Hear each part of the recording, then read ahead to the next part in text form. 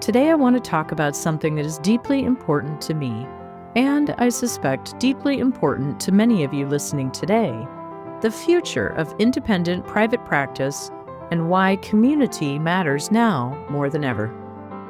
This past weekend, we gathered in Portland, Oregon for the Caduceus Masquerade Ball, a celebration of independent medicine and the people who dedicate their lives to caring for our communities.